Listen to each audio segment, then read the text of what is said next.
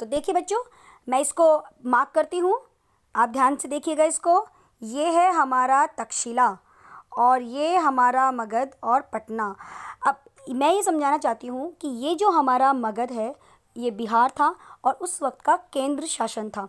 यहाँ से जैसे मान लीजिए इस राज्य पे शासन करना है, इस पे शासन करना है, इधर शासन करना है, इधर शासन करना है, या इधर शासन करना है, या फिर इधर जाके शासन करना है। तो यहाँ पर अकेले जो चंद्रगुप्त था वो सब जगह तो जा नहीं सकता था।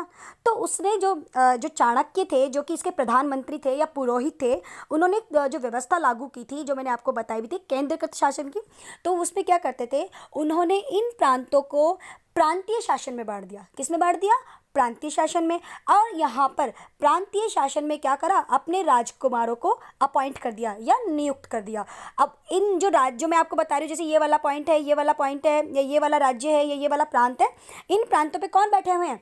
या तो बैठे हुए हैं मंत्री या बैठे हुए हैं राजकुमार। अब ये इन राज्यों की क्या दे रहे हैं यहाँ पर मगध में, मगध के राजा चंद्रगुप्त को या फिर उस वक्त जो राजा थे उनको क्या दे रहे हैं? सूचनाएं दे रहे हैं कि यहाँ से हमने इतना कर ले लिया है, यहाँ पर सेनाएं ये काम कर रही है, हमने इस वाले साम्राज्य पे अपना क्या कर लिया है? विस्तार कर लिया है। तो ये सारी बातें जो हैं, ये सारी बातें उस वक्त पुरोहित यानी प्रधानमंत्री, और प्रधानमंत्री उस वक्त थे चाणक्य, चाणक्य को बताई जाती थी, और चाणक्य क्या करते थे? राजा यानी चंद्रगुप्त को बताया करते थे। यहाँ तक आपको समझ में आ गया? यानी केंद्र बिंदु। और वर्तमान में अगर मैं बात करूँ कि केंद्र शासन कौन सा है हमारा, तो वर्तमान में केंद्र शासन हमारा है दिल्ली। आगे समझ में। और जो प्रांतीय शासन है वो हमारे हैं 29 राज्य। कितने राज्य हमारे यहाँ पे? 29 राज्य हैं। और इन 29 राज्यों पर एक राज्यपाल होता है, जिसको उस वक्त बोले तो प्राचीन काल में या मौर्य प्रशासन में राज्यपाल को कहा जाता था गवर्नर। क्या कहा जाता था? गवर्नर। और जो मंत्री होते थे, जिसको वर्तमान में हम मुख्यमंत्री कहते हैं, वहाँ पर मंत्री हुआ करते थे। वो इन प्रांतों को क्या करा करते थे? चलाया करते थे।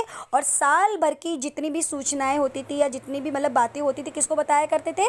प्रधानमंत्री को बताया करते थे। और प्रधानमंत्री किसको बताया करता था? मगध में बताया करता था। हाँ तो बच्चों, आगे मैं आपको ये बताना चाहती हूँ कि केंद्र प्रशासन की उस वक्त सबसे छोटी जो इकाई थी, इकाई का मतलब यानी सबसे छोटा जो स्तर था, वो था ग्राम। ग्राम मतलब समझते हो? ग्राम का मतलब होता है गांव। यानी सबसे छोटी इकाई थी ग्राम। ग्राम के बाद में नगर, नगर के बाद में प्रांत, और प्रांत के बाद में केंद्रीय प्रशासन। अब मैं वर्तमान से इसको रिलेट करना चाहूँगी, तो केंद्रीय ग्राम तो आज भी हमारे ग्राम मिलते ही हैं, उसके बाद में नगर भी आपको मिलते हैं। प्रांत को वर्तमान में राज्य कहा जाने लगा है। क्या कहा जाने लगा है? राज्य। और केंद्र प्रशासन को कहा जाने लगा है देश। आगे समझ में? ये मैंने आपको कंपैरिजन करके बता दिया है। और उस वक्त का जो राजा था, ठीक है, तो उस वक्त जो प्रशासन का जो सिस्टम था वो था राजतंत्र। कैसा सिस्टम था? राजतंत्र। राजतंत्र क्या होता है? राजा के द्वारा चलाया जाने वाला शासन। और राजा का बेटा ही यहाँ पर क्या बनेगा? राजा बनेगा। वर्तमान में आ जाइए। वर्तमान में क्या होता है? लोकतंत्र या गणतंत्र। लोकतंत्र या गणतंत्र का तात्पर्य होता है कि लोगों के द्वारा चुने गए प्रतिनिधि, सुनना मेरी बात को, लोगों के द्वारा चुने गए प्रतिनिधियों को ही आगे जा कर के संसद में क्या मिलती है? पद मिलते हैं। जैसे मैंने अभी वर्तमान में प्रधानमंत्री है, तो हम सब ने चुना है तभी वो प्रधानमंत्री हैं। और फिर इनमें से लोकसभा और राज्यसभा में से मिलकर के चुनने के बाद में कौन बनता है? राष्ट्रपति बनता है। कौन बनता है? राष्ट्रपति। सेम सिस्टम कहाँ लागू हो जाता है? स्टेट लेवल पे, यानी राज्य लेवल पे लागू हो जाता है। समझ में आ गया? लेकिन मौर्य साम्राज्य में क्या सिस्टम था कि मौर्य साम्राज्य में जो प्रांतों के जो शासक थे या राज्यपाल थे या गवर्नर थे, उनको कौन लागू करता था? उनको लागू करता था राजा। कौन लागू करता था? राजा। सलाह कौन देता था उनको? सलाह देता था प्रधानमंत्री, पुरोहित, जो आज भी है। आज भी ये सिस्टम लागू है हमारे। यहाँ तक आप लोगों को समझ में आ गया बच्चों? ठीक है। हाँ देखो बच्चों, मैंने आपके लिए एक डायग्राम बनाया है कि मौर्य प्रशासन में राजा की क्या स्थिति होती थी और उसके साथ में अंग जो होते थे।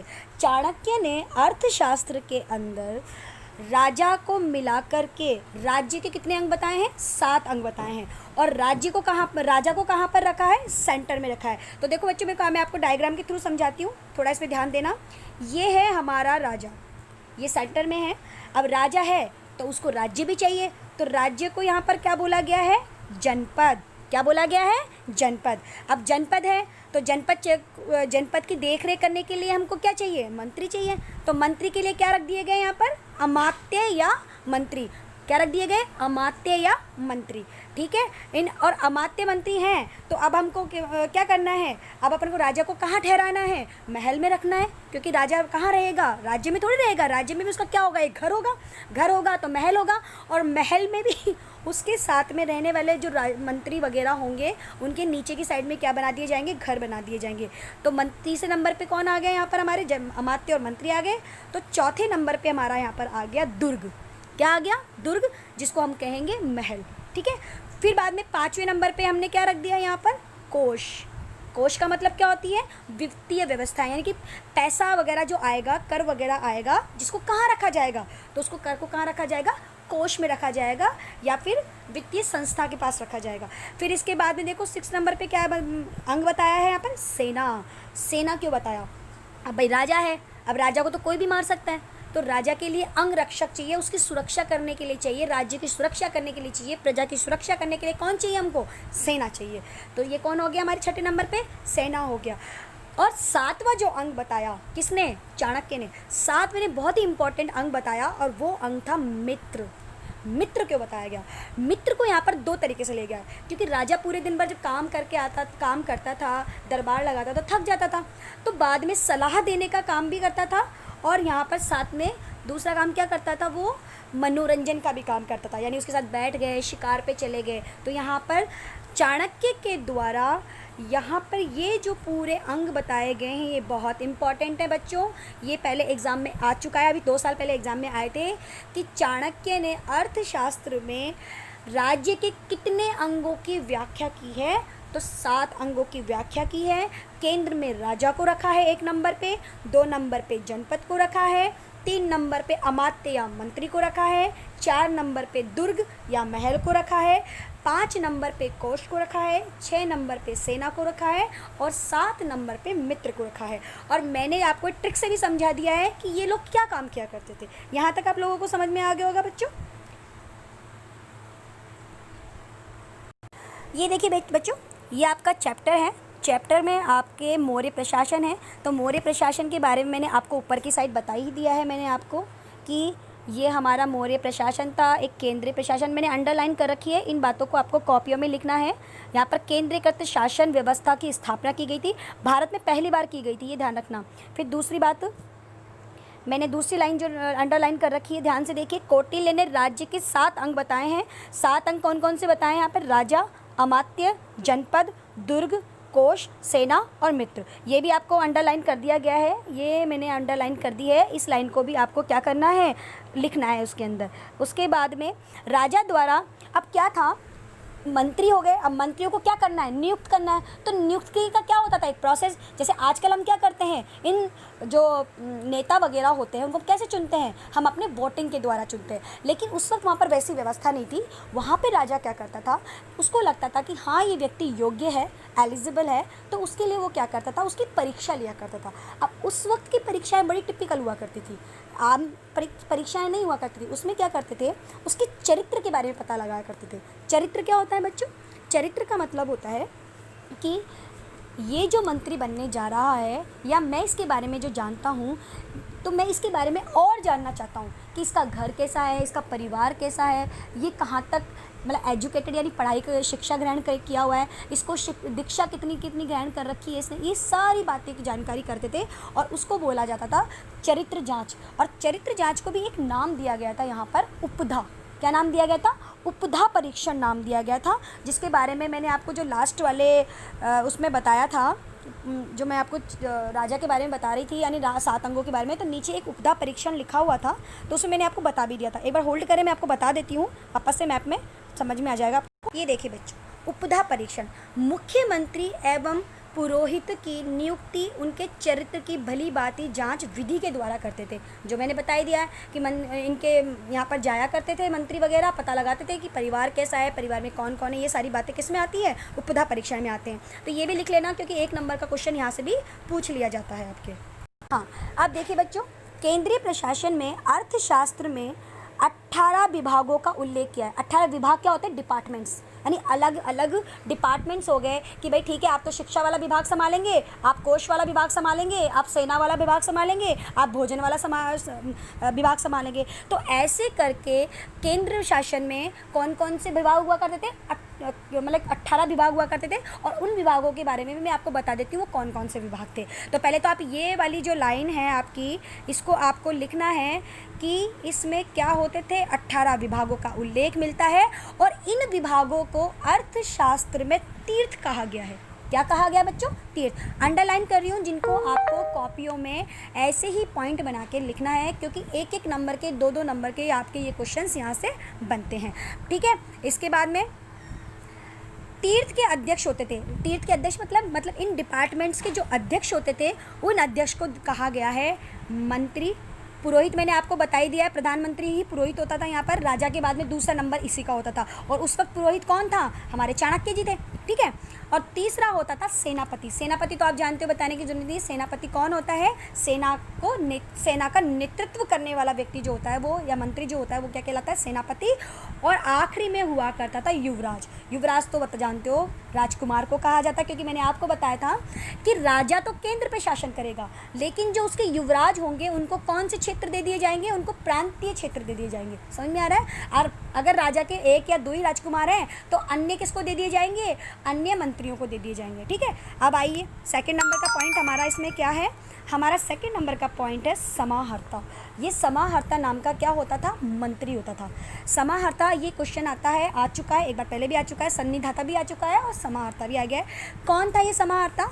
तो जो समाहर्ता था वो इसका कार्य जो था राजस्व एकत्र करना। राजस्व एकत्र करने का मतलब होता है कि राज्य के अंदर रहने वाली प्रजा से कर वसूल करना।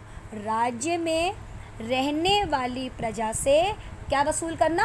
कर वसूल करना। जो वर्तमान में हम लोग भी देते हैं उसको हम बोलते हैं टैक्स। क्या बोलते हैं उसको? टैक्स। तो ये जो राजस्व जो कर है इसी को टैक्स बोलते हैं, और ये वर्तमान में हम भी देते हैं। कभी हम सड़कों के नाम से देते हैं, आजकल तो जीएसटी लागू हो चुका है, बताने की ज़रूरत नहीं है आप लोगों को। तो अंडरलाइन कर देती हूँ, इसको लिखना है, समाहर्ता नाम का पॉइंट लिखना, और इसमें लिखना इसका कार्य राजस्व एकत्र करना, आय और व्यय का ब्यौरा देना। आय व्यय किसकी? भाई प्रजा जो कमा रही है, क्या तो कमा रही है, यानी साल भर में, यानी ईयरली साल भर में कितना तो राज्य ने कमाया, यानी राज्य नहीं कमाता है, राज्य की प्रजा ने कमाया, और राज्य की प्रजा ने कितना इसको व्यय किया, यानी किसको खर्च किया। और तीसरा जो इसका काम होता था वो काम होता था बजट तैयार करना। और ये बजट का काम जो, और एक तरह से हम समाहर्ता को वर्तमान में क्या कह सकते हैं? वित्त मंत्री। क्या कह सकते हैं? वित्त मंत्री। सेम यही कार्य वर्तमान में कौन कर रही है हमारी? बताइए, निर्मला सीतारमण। कौन कर रही है? निर्मला सीतारमण। वो बजट बना रही है, बजट को लागू करती है, और वहाँ पर उस प्राचीन काल में भी एक समय डेट फिक्स थी कि इस तारीख को आपका बजट पेश किया जाएगा, या राज्य प्रजा के बारे में बताया जाएगा कि क्या कमा रही, कैसे कमा रही है, और उसी के अकॉर्डिंग इनसे क्या लिए जाते थे? वहाँ पर टैक्स लिए जाते थे। आगे समझ में? चलिए तीसरे पॉइंट पे आते हैं हम लोग। तीसरा पॉइंट है हमारा सन्निधाता। सन्निधाता कौन होता है? सन्निधाता होता है, एक तरह से आप बोल लो कि जैसे जहाँ पे पैसा रखा जाता है, या बैंक बोल लो, क्या बोल सकते हो उसको? बैंक बोल लो। जहाँ पर कोष रखा जाता था, धन रखा जाता था, उसको ही क्या, उसकी ही मंत्री को क्या बोला गया, यानी उसकी रक्षा करने वाले अध्यक्ष को ही क्या बोला गया है यहाँ पर? सन्निधाता बोला गया है। और इसको दूसरा कोषाध्यक्ष भी बोला गया है। आगे समझ में? तो इसका कार्य देख लीजिए क्या क्या कार्य है। साम्राज्य के विभिन्न भागों में कोष गृह और अन्नागृह बनाना। देखो क्या बोल रहा है, ध्यान से दो। साम्राज्य के विभिन्न भागों में, अब विभिन्न भाग कौन कौन से आगे? कि जहाँ जहाँ पर प्रांत है, गांव है, नगर है, इन क्षेत्रों में जाकर के क्या बनवाना? अन्नागार। अन्नागार का मतलब होता है जहाँ पर अनाज को सुरक्षित रखा जाता है। दूसरा किसको सुरक्षित रखा जाता है? धन को सुरक्षित रखा जाता है। उसको बनवाने का काम किसका था? सन्निधाता का काम था। अर्थशास्त्र में 26 विभाग अध्यक्ष का उल्लेख किया गया है। तो 26 प्रकार के विभाग अध्यक्ष बताए गए, यानी डिपार्टमेंट्स थे, उन डिपार्ट्स में कितने अध्यक्ष बताए गए हैं? 26 प्रकार के। उनमें से कुछ का मैं उल्लेख इसमें किया हुआ है, वो मैं बता देती हूँ आपको। जो हमने कोषाध्यक्ष पढ़ा वो पढ़ ही चुके हैं हम इसके अंदर कि कोषाध्यक्ष कौन है। सीता अध्यक्ष। सीता अध्यक्ष होता है जो कृषि की, भाई अपने राज्य में जो कृषि हो रही है उस कृषि से कितनी उपज तो बोई गई और कितना उससे उपज उत्पादन हुआ उसकी जांच रखना, फिर उससे कर लेना, ठीक है, जिस भूमि कर भी बोलते हैं उसको, वो लेना। तीसरा यहाँ पर था पण्य अध्यक्ष यहाँ पर बोला गया व्यापारी को। वर्तमान में भी हमारे यहाँ पर दुकानदार वगैरह जो बैठते हैं, पहले ओपन में हुआ करता था व्यापार, क्योंकि पहले कोई दुकानें तो होती नहीं थी, तो ओपन में बैठते थे। तो यहाँ आजकल भी हमारे यहाँ पर जो व्यापारी बैठते हैं उनसे आप ध्यान रखना, वो भी हर महीने अपना एक टैक्स देते हैं, अपना एक किराया देते हैं, किसको? नगर निगम को। समझ में आ गया? तो उसको वसूलने का काम कौन कर रहा था यहाँ पर? पण्य अध्यक्ष। और अभी यहाँ पर अगर अभी वर्तमान में बात करूँ तो कौन करता है? नगर निगम करता है, ठीक है। तीसरा यहाँ पर आ गया सूत्राध्यक्ष। सूत्राध्यक्ष का मतलब होता है, हमारे यहाँ पर पहले मशीनें तो थी नहीं जो कपड़े बुनेंगे, तो पहले जो कपड़े बुनने का काम और कताई का जो काम करता था, उसके अंडर में कितने जो व्यक्ति हैं काम कर रहे हैं, या कितनी महिलाएं हैं जो काम कर रही हैं, और उनसे जो व्यापार के थ्रू पैसा आ रहा है या आय आ रही है, उसका पूरा ब्यौरा कौन रखता था? यहाँ पर सूत्राध्यक्ष। दूसरा आ जाएगा लूणाध्यक्ष। लूणाध्यक्ष कौन होते थे? बूचड़ खाना, जहाँ पर जैसे ये बूचड़ खाना, ये मत लगाइए कि वहाँ पे मांस काटा करते थे, जैसे जानवर वगैरह मर जाया करते थे, तो उनकी चमड़ी से, मरे हुए जानवर की चमड़ी से चमड़ा उतार करके और उस चमड़े से क्या बनाना? जूते चप्पल वगैरह बनवाना। तो इसका अध्यक्ष कौन था? यहाँ पर लूणाध्यक्ष था, ठीक है। तीसरा आ गया यहाँ पर विविता अध्यक्ष, जिसको हम चारागाह कहेंगे, क्योंकि जानवर हुआ करते थे, हाथी होते थे, क्योंकि आपको पता है सेनाएं हमारी पहले कैसी हुआ करती थी? सेना हमारी पहले पारंपरिक होती थी। पारंपरिक में जैसे हाथी हो गए, घोड़े हो गए, ये सब किसके अंदर आया करते थे? हमारे सेनाओं में आए थे। इन सेनाओं के जो जानवर थे, उन जानवरों के खाने की जो व्यवस्था की जाती थी, उसके लिए चारागाह रखा जाता था, और चारागाह का किसको अध्यक्ष बनाया गया था? यहाँ पर विविता अध्यक्ष को। अब एक आ जाएंगे हमारे लक्षणाध्यक्ष। लक्षणाध्यक्ष का काम था मुद्राओं को जारी करना। अब एक तरह से इस लक्षणाध्यक्ष को ये समझ सकते हैं आप लोग, रिजर्व बैंक। अभी वर्तमान में हमारा मुद्रा जारी करने का काम कौन करता है? तो वो है रिजर्व बैंक। तो ऐसे ही यहाँ पर मुद्रा जारी करने का काम कौन कर रहा था? लक्षणा अध्यक्ष कर रहा था। और छापने का काम भी कौन कर रहा था? यहाँ पर लक्षणा अध्यक्ष ही कर रहा था। फिर इसके बाद में आ जाएंगे हमारे मुद्राक्ष, वो इसी मुद्राध्यक्ष, वो भी इसी में आ जाएंगे। पोता अध्यक्ष का मतलब होता है जो नाव वगैरह होती थी हमारी, है ना, जो क्योंकि हमारी नौसेनाएँ भी थी। नौसेना का मतलब क्या है? यहाँ पर समुद्री सेनाएँ, क्योंकि पहले जो व्यापार हुआ करते थे देश विदेशों से, वो किससे हुआ करते थे? हमारे जहाज़ों से हुआ करते थे। तो जहाज़ों का आना जाना, कितने जहाज़ आए, क्या क्या व्यापार का सामान आया उनसे, कितना निर्यात कर दिया हमने, कितना आयात कर दिया, तो ये सब किससे किया जाता था? पोस्ट। इसका अध्यक्ष कौन था? पोताध्यक्ष। ये पूरी जानकारी देता था किसके बारे में? हमारे नौसेना के बारे में, ठीक है क्या। फिर आएगा बंधनागार अध्यक्ष। ये भी नॉर्मल है। बंधन के मतलब जब जैसे भाई मान लो किसी ने कोई पाप कर दिया तो उनको बंधन बना करके राजा के पास लेके आना। आठविक आ गया। आठविक कौन थे? आठविक थे वनों की, यानी फॉरेस्ट मिनिस्टर बोलते हैं इसको, यानी वनाध्यक्ष। आठविक को क्या बोल सकते हैं? वनाध्यक्ष बोलते थे, जो जंगलों का ध्यान रखते थे कि किसी भी प्रकार में कोई जंगल में कोई जानवर ना घुस जाए, या कोई ऐसा अवैध शिकार ना करे किसी जानवरों का। तो इन सब का ध्यान रखने वाला कौन था? आठविक था, ठीक है। तो इस प्रकार के ये मोस्ट थे। और वैसे कुल मिला के कितने हुआ करते थे? 26 विभाग अध्यक्ष हुआ करते। देखो बच्चों, इन जो भी मैंने आपको ये नाम बताए हैं, आठविक है, लक्षणाध्यक्ष है, पण्याध्यक्ष है, इनका एक बार आपको याद कर लेना, क्योंकि कोई 3 नाम या 4 नाम आपको एक साइड दे देगा और उसके अर्थ के बारे में या उसको क्या बोला जाता है इसका आपको मैच करने के लिए दे देगा कि आप इसको मैच कीजिए। वैसे मैं आपको क्वेश्चन बना के दे दूँगी, डोंट वरी, आप अच्छी तरह समझ जाओगे इस बात को। चलिए आगे चलते हैं हम लोग। युक्त व उपयुक्त महामात्य तथा अध्यक्षों के नियंत्रण में निम्न स्तर के कर्मचारी भी हुआ करते थे। अब ये तो हो गए बड़े बड़े, जैसे वर्तमान में कैबिनेट मंत्री होते हैं, हमारे राज्य मंत्री होते हैं, ठीक है। मैंने आपको जो 6 नंबर का चैप्टर है हमारा अध्याय 6 और अध्याय 7 है, उसमें राज्य सरकार के बारे में पढ़ाया है मैंने आपको, और केंद्र सरकार के बारे में पढ़ाया है। तो किस प्रकार से उनके अंडर में भी कौन होते हैं? अन्य मंत्री होते हैं। तो ऐसे ही ये बड़े बड़े मंत्री होते थे। अब ये बड़े बड़े मंत्री एक साथ तो बहुत सारे काम कर नहीं सकते, तो इन्होंने अपने अंदर भी क्या रखा था? मंत्रियों को रख रखा था, ठीक है।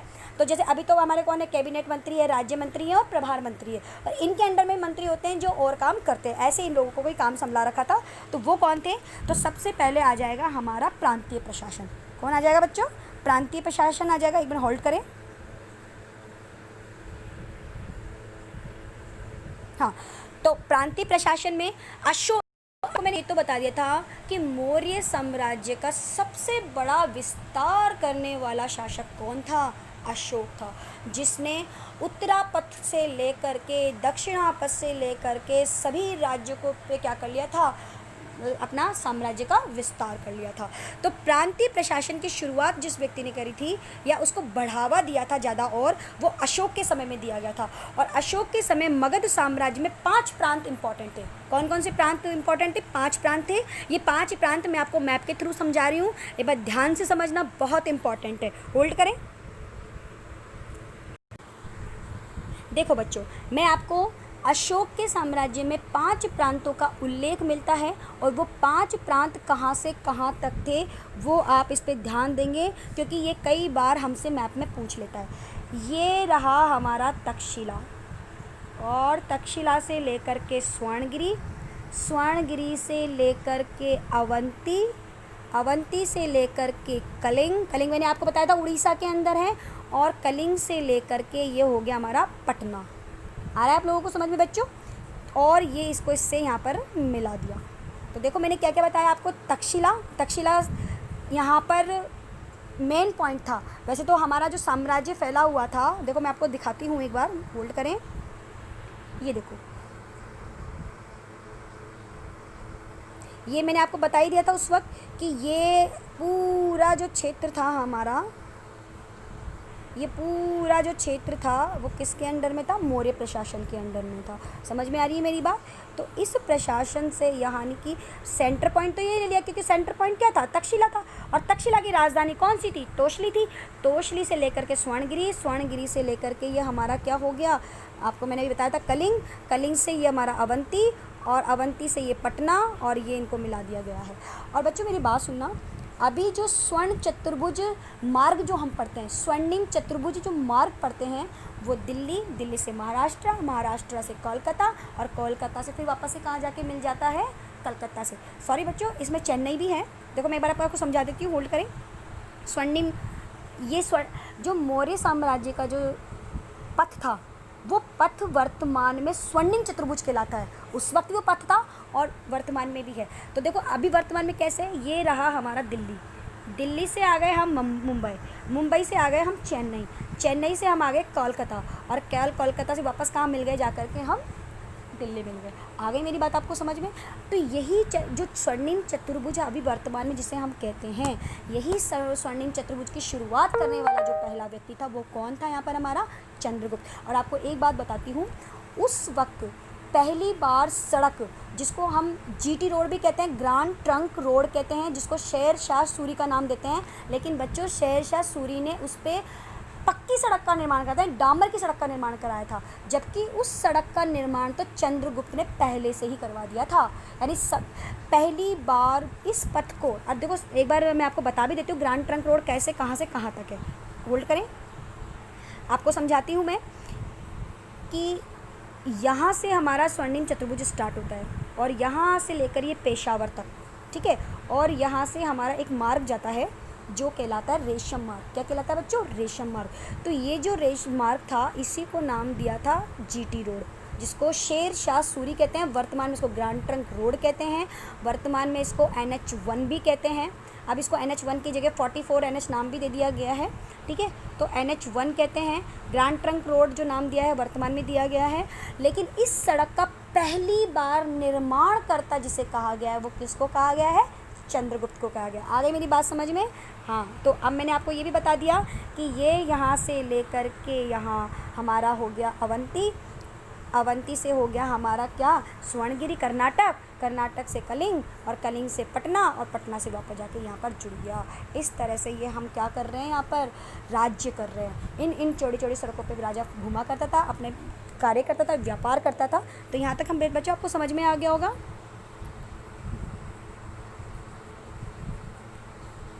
हाँ, तो हम पढ़ रहे थे कि अशोक के समय पाँच प्रांतों का उल्लेख मिलता है।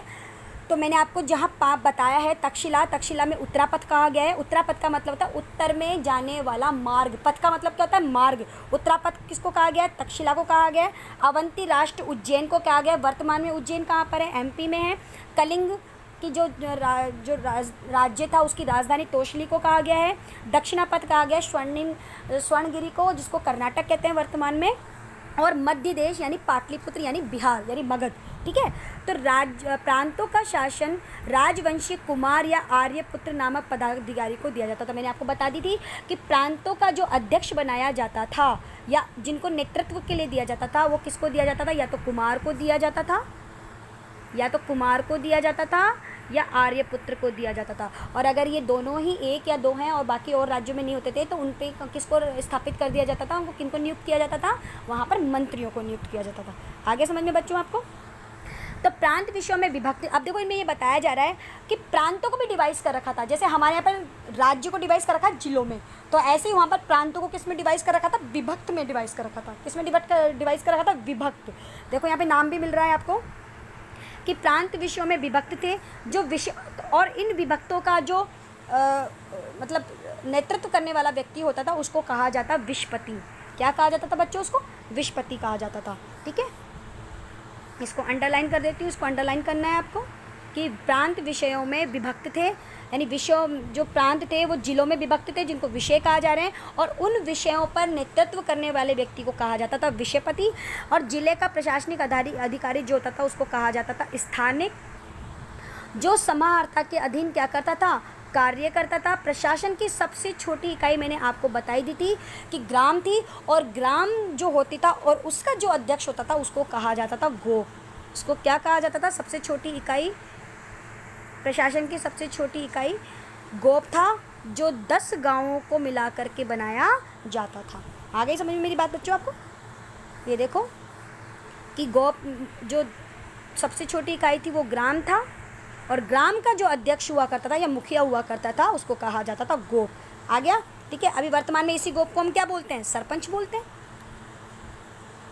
समाहर्ता के अधीन प्रदेष्टि नामक अधिकारी भी हुआ करता था, जो किस चीज़ का, ये अंडरलाइन कर लेना बच्चों इस बात को कि समाहर्ता के अधीन, समाहर्ता मैंने आपको कौन बताया है, जो कर एकत्रित कर रहा है या राजस्व एकत्रित कर रहा है, उसके अधीन भी उस व्यक्ति ने क्या कर रखा था, खुद तो सारा काम नहीं कर सकता था ना वो, क्योंकि उच्च पद पर हो गया ना।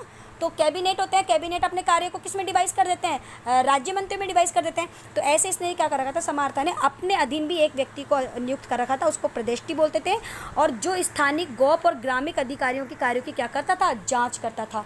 यानी किस किस की जाँच कर रहा है, देखो ये प्रदेष्टि नामक व्यक्ति जो है वो स्थानिक मैंने बताया जिलों को, गोप यानी गांव की, और गांव के जो अधिकारी होते थे उनके बारे में भी जांच करता है, उनकी सारी रिपोर्ट, क्योंकि डायरेक्ट मैंने आपको पहले बताया आज भी यही होता है कि मुख्यमंत्री डायरेक्ट खुद अपन प्रधानमंत्री से मिलना चाहेगा तो बहुत ही इंपॉर्टेंट होगा तभी मिल पाएगा, नहीं तो मुख्यमंत्री अपनी बात को कहेगा राज्यपाल को, राज्यपाल पहुँचाएगा किसके पास में, या तो राष्ट्रपति के पास से पहुँचाएगा या मुख्यमंत्री के पास में पहुँचाएगा। आगे समझिए मेरी बात आप लोगों को, ठीक है।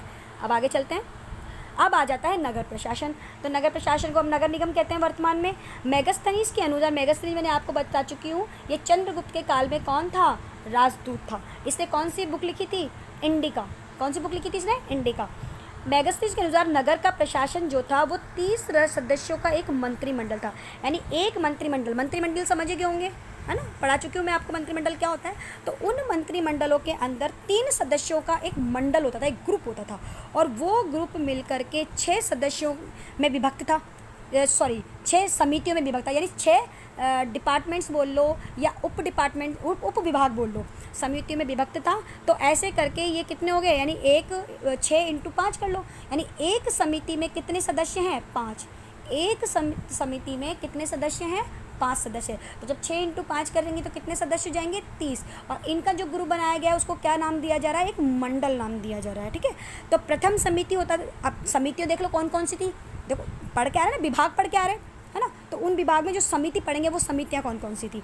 तो देखो प्रथम समिति थी उद्योग और शिल्पों का निरीक्षण करती थी, क्योंकि आजकल तो हमारे पास मशीनें आ गई हैं, हमारे कारखाने हो गए हैं। पहले हमारे छोटे छोटे उद्योग हुआ करते जो हथकरघों से, या कुटीर उद्योग जिसे कहते हैं हम लोग, जैसे आपने यहाँ पर जूतियों का इनका काम चलता है, इसी प्रकार से यहाँ पर भी क्या था, कपड़ा बुनने का काम होता था, हाथों से, तूलियों से क्या बनाई जाती थी, बांस से बर्तन बनाए जाते थे, हाथों से सुंदर सुंदर खिलौने बनाए जाते थे। तो ऐसे जो काम होते हैं जो हाथ छोटे छोटे लेवल पे किए जाते हैं उसको उद्योग कहते हैं। क्या कहते हैं उनको, उद्योग। और शिल्प भी उसी में आता है, ठीक है। दूसरा हमारा आ जाएगा विदेशियों की देख रेख करना, यानी अपने राज्य सीमा से बाहर कोई व्यक्ति आ रहा है और कोई व्यक्ति जा रहा है तो उसका ब्यौरा रखना कि कौन आ रहा है और कौन जा रहा है, उसका एक पूरा का पूरा ब्यौरा रखा जाता था। ये वर्तमान में भी हम लोग करते हैं, ठीक है। और इसके बाद में तृतीय समिति जो थी वो जन्म मरण का लेखा जोखा रखती थी। और वर्तमान में ये ना काम कौन कर रहा है, हमारा नगर निगम कर रहा है। तो उस वक्त भी क्या करते थे, कौन व्यक्ति राज्य में कितने लोग महीने के अंदर मर चुके हैं या एक दिन में मर चुके हैं या साल भर में मर चुके हैं, तो कितने बच्चे पैदा हो रहे हैं और कितने मर रहे हैं या कितने बुजुर्ग लोग मर रहे हैं, इन सबका लेखा जोखा रखने का काम कौन कर रहा था, तृतीय समिति कर रही थी। चतुर्थ समिति में हमारे आते थे व्यापार और वाणिज्य। कौन आता था बेटे, व्यापार और वाणिज्य। व्यापार वाणिज्य को बताने की जरूरत नहीं है कि जो हमारे प्रोडक्ट बनाए जा रहे थे, हमारे उत्पादन बनाए जा रहे थे कुटीर उद्योग के, लघु उद्योग के, उनको विदेशों में बेचना या राज्य के बाहर जाके बेचना या राज्य में ही बेचना, तो ये जो व्यापार का काम कर रहे थे वो कौन कर रहे थे, यहाँ पर व्यापारी कर रहे थे। और उसका जो अध्यक्ष होता था, ध्यान रखने वाला, वो कौन होता था, पण्य कौन होता था बेटा, पण्य अध्यक्ष होता था। आगे समझ में आप लोगों को। हाँ तो बच्चों, पांचवी समिति जो हमारी थी वो समिति थी निर्मित वस्तुओं के विक्रय का निरीक्षण करना, और छठी समिति थी विक्रय मूल्यों का 10वां भाग बिक्री के रूप में वसूलना। यानी पांचवी समिति का काम था कि जो प्रोडक्ट्स हमारे यहाँ पर बनाए जा रहे हैं उनको किस तरह से लोग ज़्यादा पैसों में तो नहीं बेच रहे, यानी लागत से ज़्यादा पैसे तो नहीं वसूल कर रहे हैं, यानी काला बाजारी तो नहीं कर रहे, समझ में आ गई, काला बाजारी तो नहीं कर रहे हैं, ठीक है। तो उसका ध्यान रखा जाता था। और छठी समिति का काम था कि जो विक्रय की गई है, यानी जिस व्यापारी ने जिस चीज़ को बेचा है उस चीज़ का 10वां हिस्सा, जैसे मान लीजिए 100 रुपये की चीज़ है तो आप 10वां हिस्सा निकाल लीजिए कितना होगा, तो उस बिक्री की गई चीज़ का 10वां भाग बिक्री कर के रूप में क्या किया जाता था, वसूले टैक्स के रूप में लिया जाता था। किसके रूप में लिया जाता बेटा, टैक्स के रूप में। अभी वर्तमान में इसको क्या कहते हैं, जीएसटी कह देते हैं, ठीक है। तो प्रत्येक समिति में, मैं आपको पहले बता चुकी हूँ, प्रत्येक समिति में कितने अध्यक्ष होते थे, हमारे 5 अध्यक्ष होते थे। ये आपको अच्छी तरह समझ में आ गया होगा। अब हम बात करेंगे सेना व्यवस्था की। सेना व्यवस्था या सैन्य व्यवस्था हमारी कैसी थी, बहुत ही मजबूत। आप सोचो, यूनान का सेल्यूकस जो कि अलेक्जेंडर या सिकंदर का सेनापति हुआ करता था, और Seleucus you know very well कि पूरे विश्व को जीता था, पूरा विश्व विजेता था, जिसने पूरे विश्व को जीता था। तो उसकी सेनाएं किस पे डिपेंड थी, घोड़ों पे डिपेंड थी, क्योंकि उस आप भी जानते हो अरब के घोड़े नंबर 1 के होते हैं। यूनान के घोड़ों के द्वारा, यूनान से वो लोग आए थे और यहाँ पर सारे क्षेत्रों को जीतते हुए आए थे। आपको पता हो सिकंदर ने भारत को भी जीत लिया था, लेकिन मैं आपको इसके बारे में आगे बता दूँगी, ठीक है। तो अब सेना व्यवस्था थी, और चंद्रगुप्त अगर आखिर मैगस उससे सेल्यूकस से लड़ रहा है तो कहीं ना कहीं हमारी सेना मजबूत है। समझ में आ रही है मेरी बात। और हमारी सेना, आपको मैं ये बात बताना चाहूँगी, हमारे यहाँ पे घोड़े कम हुआ करते थे, हमारे यहाँ पर हाथी पे लड़ा। राजा जो होता था उसकी शान जो होती थी वो होती थी हाथी। और मैंने आपको बताया था कलिंग का युद्ध होने का कारण भी सबसे बड़ा क्या था, कलिंग का युद्ध होने का, हाथियों को पाना। क्या कारण था, हाथियों को पाना। तो सब राजा की जो शान थी वो थी हाथी सर्वाधिक हुआ करते थे हमारे यहाँ पर। उसके बाद में घुड़सवार। तो मैं आपको सेना व्यवस्था बता देती हूँ कि सेना का संगठन हेतु पृथक सैन्य विभाग था जो 6 अब यहाँ पे सेनाएं भी कितने भागों में बटी हुई हैं, 6 भागों में बटी है। और प्रति विभाग में कितने सदस्य होंगे, यहाँ पर भी 5 सदस्य होंगे। और 6 × 5 कर देंगे तो कितने सदस्य हो जाएंगे, टोटल 30 सदस्य। यानी एक डिपार्टमेंट के अंदर या एक समिति के अंदर 5 सदस्य हैं, तो टोटल पूरे डिपार्टमेंट यानी सैन्य व्यवस्था के अंदर कितने सदस्य हो गए, यहाँ पर 30 सदस्य हो गए। तो ठीक है बच्चों, मैं आपको अंडरलाइन करके बताती हूँ इसके अंदर, देखो ध्यान से कि सेना के संगठन हेतु पृथक सैन्य व्यवस्था थी जो 6 समितियों में विभक्त थी। प्रत्येक समिति पे 5 सदस्य हुआ करते थे, ठीक है। और 5 सैन्य विभाग जो थे वो देखो हमारे 5 विभाग कौन कौन से थे, ये थे हमारे 5 विभाग। सबसे पहले कौन होती है, देखो आपने देखा हो ऐसे होती है, ये देखो मैं आपको युद्ध करने जब राजा जाया करता था ये होता है, ठीक है। देखो सबसे आगे तो होगी पैदल सेना। कैसी सेना होगी बेटा, पैदल सेना। फिर दूसरे नंबर पे कौन होगी बेटा, अश्व सेना। अश्व यहाँ पर किसको कह रहे हैं, घुड़सवार को कह रहे हैं, है ना। फिर तीसरे नंबर की कैसी सेना आ जाएगी हमारी, हाथी सेना। कैसी सेना आ जाएगी हमारी, हाथी सेना आ जाएगी। और चौथे नंबर पे कैसी सेना आ जाएगी हमारी, रथ सेना आ जाएगी। कैसी सेना आ जाएगी बेटा, रथ सेना आ जाएगी। बाद में राजा के पास में ही यहाँ पर कौन होती थी, हमारी नौसेना। वैसे तो देखो युद्ध में नौसेना का काम नहीं होता है ना, लेकिन मैं आपको ये तरीका बता रही हूँ। नौसेना, और नौसेना होती है समुद्र सेना। समुद्र में जो लड़ाके होते हैं हमारे, जो लड़ने वाले होते हैं, जो समुद्र के क्षेत्र में हमारी सुरक्षा करते हैं। वर्तमान में हमारी नौसेना है। अब तो वर्तमान में तीन डिपार्टमेंट हो चुके हैं सेना में, देखा जाए तो जल, थल और नभ, यानी वायुयान से भी हम आजकल लड़ाई कर रहे हैं, ठीक है। तो सबसे आगे पैदल सेना हो गई, फिर अश्व सेना हो गई, फिर हाथी सेना हो गई, फिर रथ सेना हो गई, उसके बाद में नौ सेना हो गई। लेकिन जब युद्ध लड़ने जाते थे बच्चा, तो यहाँ पर क्या करते थे कि नौ सेना का रोल नहीं होता था। यहाँ पर ये सेनाएं होती थी और सबसे पीछे बैठा होता था हाथी के ऊपर कौन? हमारा राजा। और ये निर्देश देता रहता था कि पैदल सेना हमला करे, अश्व सेना हमला करे। और जैसे जैसे राजा से लड़ते लड़ते सेनाएं मर जाती थी, तो ऐसे ऐसे ये सेनाएं क्या हो जाती थी, मैंने इस राजा तक पहुंचने के लिए एक शत्रु को इन 4 सेनाओं को पार करना पड़ता था। आ गई समझ में आप लोगों को? तो पैदल सेना हो गई, अश्व यानी घुड़सवार हो गए, हाथी सेना आप जानते ही हो, रथ सेना बता ही दिया है, नौ सेना मैंने आपको बता दी जो समुद्र में हमारी क्या करते हैं? सुरक्षा करते हैं, यानी हमारे जो नाव वगैरह जहाज़ वगैरह होते हैं उनका ध्यान रखते हैं। ठीक है, कोई हम पे हमला ना करते समुद्र से, इसलिए ध्यान रखते हैं। आ जाइए, इसके बाद में हम आगे बात कर लेते हैं। एक बार मैं इसको रिमूव कर दूँ। फिर सैनिक प्रबंध की देखरेख करने वाला जो व्यक्ति होता था, सैनिक प्रबंध यानी सैनिक मैनेजमेंट को देखने वाला जो व्यक्ति होता था, उसको कहा जाता था अनंतपाल। क्या कहा जाता था बेटा?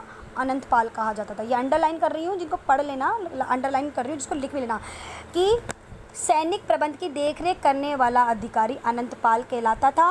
और सीमांत क्षेत्र, सीमांत क्या होते हैं? अपनी जो सीमा है, जैसे राजस्थान की सीमा है, ठीक है, तो राजस्थान की सीमा क्षेत्रों की जो व्यवस्था करता था वो कौन देखता था? व्यवस्थापक भी कौन होता था? अनंतपाल। यानी कि ये जैसे मान लीजिए हमारा भारत है, ठीक है, अब ये हमारी बॉर्डर हो गई, ठीक है, ये पाकिस्तान हो गया, इधर इधर हमारा चीन हो गया, और इधर हमारा रूस हो गया, ये सारे। तो इन क्षेत्रों पर कोई हम पर हमला ना कर सके। तो इन सीमांत क्षेत्रों की रक्षा करने वाला जो व्यक्ति होता था वो भी कौन होता था? अनंतपाल ही होता था। मेगास्थनीज के अनुसार चंद्रगुप्त मौर्य के पास 6 लाख पैदल सैनिक थे। ये आपको ज़रूरी नहीं, अंडरलाइन नहीं करूँगी मैं इसको, ये रहने दीजिएगा आप लोग, ठीक है। एक बार मैं इसको रिमूव कर देती हूँ। हाँ, तो चंद्रगुप्त के पास 6 लाख पैदल अध्यक्ष थे और 5000 अश्वरोही थे यानी घुड़सवार थे, 9000 हाथी थे और 800 यहाँ पर उसके पास में क्या थी? रथ थी। इसी के बल पे वो क्या हुआ था? सिकंदर से लड़ने गया था। वैसे तो चंद्रगुप्त जो था बहुत ही मतलब एक इंटेलिजेंट टाइप का व्यक्ति भी था, बहुत इंटेलिजेंट था ये, इसलिए इसने सिकंदर को क्या कर सिकंदर गलत बोल रही हूँ मैं, सेल्यूकस को हरा दिया था। किसको हरा दिया था? सेल्यूकस को हरा दिया था। और उसकी पुत्री से क्या किया था? इसने विवाह किया था हेलेना नाम से, और फिर बाद में संधि कर ली गई थी। और अफगानिस्तान और पाकिस्तान के क्षेत्र इसको दहेज के रूप में किसने दिए थे? यहाँ पर सेल्यूकस ने दिए थे, ध्यान रखना। अब हम आ जाते हैं न्याय व्यवस्था। न्याय व्यवस्था जानते हो आप क्या होता है? यानी हमारी जजमेंट सिस्टम था वो कैसा था, यानी न्याय कैसे किया जाता था। तो न्याय करने का बहुत अच्छा तरीका था। एक तो यहाँ पर सबसे बड़ी बात है, जल्दी से किसी को फांसी नहीं मिलती थी क्योंकि अपराध बहुत कम हुआ करते थे। मैं आपको पहले ही बता चुकी हूँ कि मेगास्थनीज ने ये बात बताई है कि यहाँ अपराध ना के बराबर थे, ठीक है, फिर भी अपराध तो होते ही, लेकिन इतने अपराध नहीं थे। तो सम्राट न्याय प्रशासन का सर्वोच्च। अब यहाँ पर क्या होता है ये ध्यान देना बात कि न्याय व्यवस्था में सबसे उच्च पद पर यानी अंतिम जो निर्णय होगा वो किसका होगा? राजा का होगा। किसका होगा बेटा अंतिम? एक में मैं लिख देती हूँ, अंतिम जो निर्णय होगा, अंतिम निर्णय जो होगा किसी सजा के लिए वो किसका होगा? यहाँ पर बेटा राजा का होगा। चाहे कितनी उसको नीचे वाले मंत्रियों ने सजाएं सुना दी हो, लेकिन अगर राजा के सामने उसके जो अपराध हैं वो ज़्यादा दंडनीय नहीं है तो वो उसको माफ़ भी कर सकता है।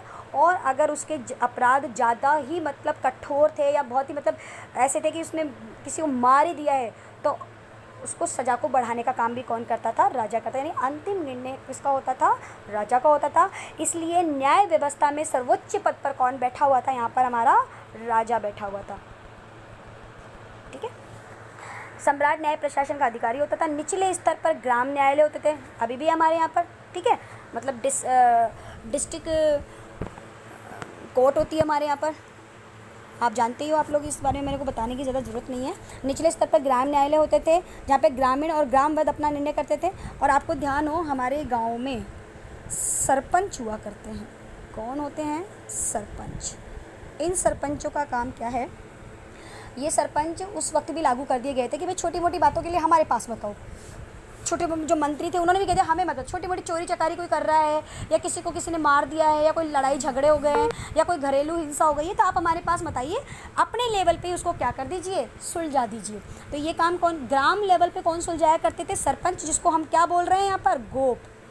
क्या बोल रहे हैं यहाँ पर? हम उनको गोप बोल रहे हैं। मैंने बताया था ग्राम का अध्यक्ष कौन है यहाँ पर? गोप है। तो गोप को इस बारे में क्या करते थे वो लोग? अपना कार्य संभाल देते थे। और इसके ऊपर संग्रहण, द्रोण, मुख, स्थानीय और जनपद स्तर के न्यायालय होते थे। सबके ऊपर पाटलिपुत्र का केंद्रीय न्यायालय था। ग्राम संघ और राजा के न्यायालय के अतिरिक्त अन्य न्यायालय होते थे, वो 2 प्रकार के होते थे। यानी ग्राम संघ और राजा के न्यायालय के अलावा 2 प्रकार के न्यायालय और बताए गए हैं। और वो किसने बताए हैं? यहाँ पर चाणक्य ने बताए हैं कि राजा भी उन पे अपने क्या नहीं कर पाएगा, निर्णय नहीं बदल पाएगा।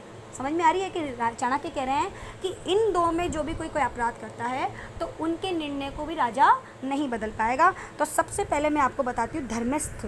आप होल्ड करें, मैं थोड़ा पिक्चर इसका क्लियर कर देती हूँ एक बार। हाँ तो बच्चों, धर्मस्थी के बारे में बात करते हैं कि धर्मस्थी प्रकार का एक न्यायालय जरूर होता था और एक कंटक शोधक नाम का भी न्यायालय होता था। अब इस धर्मस्थी न्यायालय में देखिए क्या है, इन न्यायालयों में निर्णय करने का जो कार्य था वो धर्मशास्त्र के द्वारा किया जाता था। किसके द्वारा किया जाता था? धर्मशास्त्र। और धर्मशास्त्र का मतलब होता है जिसको धर्म की क्या हो, ज्ञान हो, धर्म का सबसे ज़्यादा ज्ञान हो और जो उन फैसलों को क्या कर सके, अच्छी तरह से निर्णय ले सके उन फैसलों पे। तो ऐसा काम कौन करता था? धर्मशास्त्र करता था। और वो निपुण होता था। और उसके अंडर में कौन कौन होते थे? तो 3 धर्मस्थ या व्यवहारिक होते थे और 3 अमात्य होते थे। यानी कौन होते थे? 3 तो धर्मस्थ होते थे जो धर्म के बारे में जानते थे, और उसको उसी व्यक्ति को क्या कहा जा रहा है यहाँ पर? व्यवहारिक कहा जा रहा है, जो व्यवहार में भी किस तरह का व्यवहार कर रहे हैं या किस तरह का मतलब उनके व्यवहार को चेक करते थे कि इसका व्यवहार मतलब सही है या गलत है। और 3 अमात्य मैंने आपको बताई दिया, मंत्रियों को कहा जाता था। धर्मस्थ एक प्रकार की दीवानी अदालत थी। ये अंडरलाइन कर लेना बच्चों कि धर्मस्थ जो न्यायालय था, जो एक तरह से किस प्रकार का न्यायालय था? दीवानी न्यायालय था। हमारे यहाँ पर आदि भी होते हैं, दीवानी और फौजदारी। तो धर्मस्थ एक प्रकार की दीवानी न्यायालय था और इसमें छोटी मोटी जो सजा, वो मतलब अपराध होते थे उनके बारे में बातचीत की जाती थी। तो देखो कौन कौन से थे वो अपराध? चोरी, डकैती, लूट, जिन्हें साहस कहा गया है। जिन्हें क्या कहा गया है? साहस कहा गया है। धर्मस्थ अदालत में इनको क्या करा जाता था? रखा जाता था। कुवचन, अब किसी को गलत वचन नहीं बोल सकते, किसी के ऊपर आप ना मतलब गलत लांछन नहीं लगा सकते। लांछन समझते हो? यानी गलत तरीके से जो कमेंट्स नहीं कर सकते या कोई बात नहीं बोल सकते, गाली नहीं बक सकते आप किसी को। मारपीट के मामले भी इसी में आते थे, जिसे वाक पारुष्य भी कहा जाता था। जिसे क्या कहा जाता था? वाक पारुष्य। अब देखो अंडरलाइन कर लेना कि धर्मस्थ एक प्रकार की दीवानी अदालत थी। चोरी, डकैती, लूट के मामले जो होते थे उनको तो कैसे मामले बताए गए हैं यहाँ पर? साहसिक मामले बताए गए। कैसे मामले बताए गए उनको? साहसिक मामले बताए गए। और दूसरा जो बता रहे हैं इसके अंदर वो कौन से हैं? देखो यहाँ पर दूसरा बता रहे हैं कि कुवचन बोलना, किसी से गलत वर्ड बोलना, किसी की मानहानि करना, मारपीट करना, ऐसे मामलों को धर्मस्थ न्यायालय में लाया जाता था। और ऐसे मामलों को क्या बोला जाता था यहाँ पर? इनको बोला जाता था वाक पारुष्य, यानी जबान से गलत बोलने वाला व्यक्ति। जबान से गलत बोलने वाला व्यक्ति, ऐसे व्यक्ति को क्या नाम दिया? इस प्रकार के अपराध को क्या बोला गया है? वाक पारुष्य और दंड पारुष्य। और इस प्रकार के जो अपराध थे वो किस न्यायालय में रखे जाते थे? धर्मस्थी में रखे जाते थे। और इनको संभालने वाला व्यक्ति कौन होता था? धर्मशास्त्र होते थे। कौन होते थे? धर्मशास्त्र होते थे। आगे ये समझ में आपको? और इस धर्मस्थीय न्यायालय को क्या बोला गया है? पर दीवानी न्यायालय बोला गया है। कैसा न्यायालय बोला गया इनको? दीवानी न्यायालय बोला। आप दूसरे में आ जाइए। दूसरा है कंटक शोधक। ये कैसा होता था? ये फौजदारी मामला होता था। फौजदारी मामले में आप अभी वर्तमान में फौजदारी मामले में कैसा था? किसी को मार दिया, मर्डर कर दिए। तो ऐसे मामले किसके अंदर आते हैं? हमारे कंटक शोधन के अंदर आते हैं। ये फौजदारी अदालतें कहलाती थी। 3 प्रकार के यहाँ पर कौन कौन होते थे? 3 तो प्रदेशी होते थे, 3 प्रदेशी और 3 अमात्य मिलकर राज्य व्यक्ति के मध्य विवादों को क्या करते थे? सुलझाते थे। ठीक है। नगर न्यायाधीश को यहाँ पर क्या कहा गया है? नगर जो इनको संभालने वाला व्यक्ति होता था, नगर न्यायाधीश को क्या कहा जाता था? व्यवहारिक महामात्य कहा जाता था।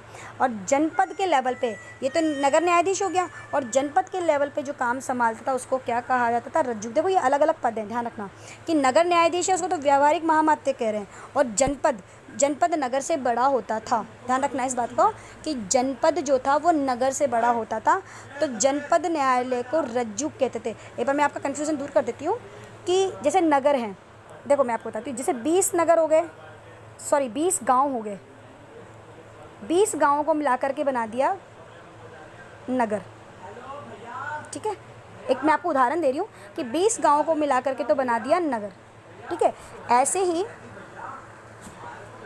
20 नगरों को, 20 उदाहरण दे रही हूँ, 20 नगरों को मिलाकर के बना दिया यहाँ पर, एक मिनट, 20 नगरों को मिलाकर के बना दिया यहाँ पर जनपद। क्या बना दिया? जनपद। समझना मेरी बात को कि 20 गांवों को मिलाकर बना दिया नगर, और 20 नगरों को मिलाकर के बना दिया जनपद, और इन्हीं 20 जनपदों को मिला के बना दिया गया महाजनपद। क्या बना दिया गया? महाजनपद।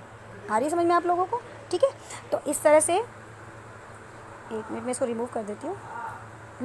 तो नगर के लेवल पे जो संभालते थे न्यायालय को वो तो व्यवहारिक महामात्य कहलाते थे, और जनपद के न्यायाधीश को यहाँ पर क्या कहा जाता था? रज्जुक कहा जाता था। चाणक्य के अनुसार कानून के 4 अंग बताए गए। कौन कौन से? धर्म, व्यवहार, चरित्र, शासन। इसका इम्पोर्टेंट कर लेना, वेरी इंपॉर्टेंट, कि चाणक्य के अनुसार कानून के 4 अंग बताए गए हैं, धर्म, व्यवहार, चरित्र और शासन।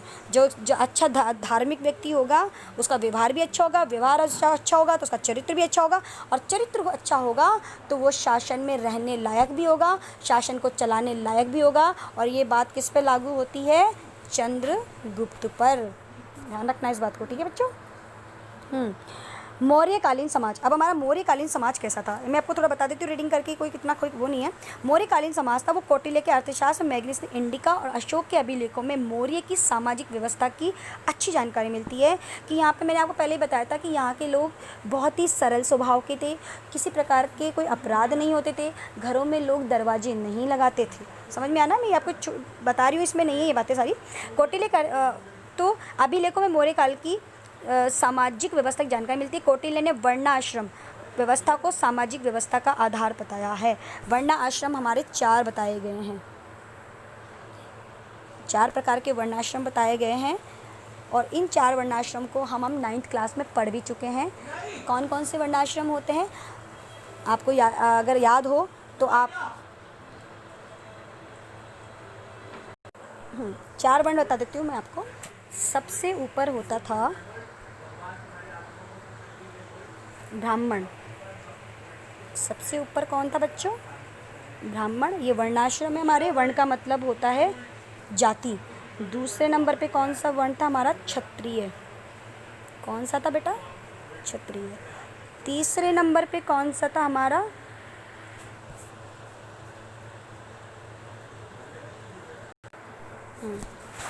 वापस से लिख देती हूँ मैं, बड़ा कहाँ गया? फर्स्ट पे है ब्राह्मण वर्णाश्रम, सेकंड पर है क्षत्रिय, थर्ड पर है वैश्य, और फोर्थ पे है हमारे शूद्र। इस वर्णाश्रम में शूद्र को सबसे निम्न बताया गया है। शूद्र को जो निम्न बताया गया है, शूद्र यहाँ पर दास कहा गया है। शूद्र को यहाँ पर क्या कहा गया है? दास। तो ये हमारी वर्णाश्रम व्यवस्थाएं थी। उस टाइम जाति व्यवस्थाएं नहीं होती थी, तो जो ब्राह्मण का बेटा होता था वो ब्राह्मण का ही काम करेगा, क्षत्रिय का बेटा है क्षत्रिय का ही काम करेगा, वैश्य मतलब व्यापारी, जो व्यापारी है वो व्यापारी का ही काम करेगा, और जो दास है उसका बेटा दास का ही काम करेगा। तो ये हमारी वर्ण व्यवस्थाएं थी, और ये वर्ण व्यवस्थाएं किसने बताई है? यहाँ पर चाणक्य ने बताई है। ठीक है, हाँ। अब आगे चलिए कि वर्ण व्यवस्थाओं के आधार, कौटिल्य ने 4 प्रकार की वर्ण व्यवस्थाएं बताई है। इसके अलावा भी उसने 4 वर्णों के अलावा कुछ अन्य छोटी मोटी जातियां बताई हैं जो कि व्यवहार में कम थी।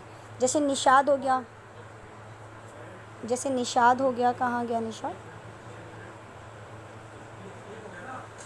निषाद हो गया, पार्श्व हो गया, रथकार चलाने वाला हो गया, विदेह हो गया, सूत हो गया, चंडाल, यहाँ पर आजकल जिसको हम स्वीपर कहते हैं उसको चांडाल कहते हैं, जो चमड़े का काम करता था उसको चांडाल कहा गया है।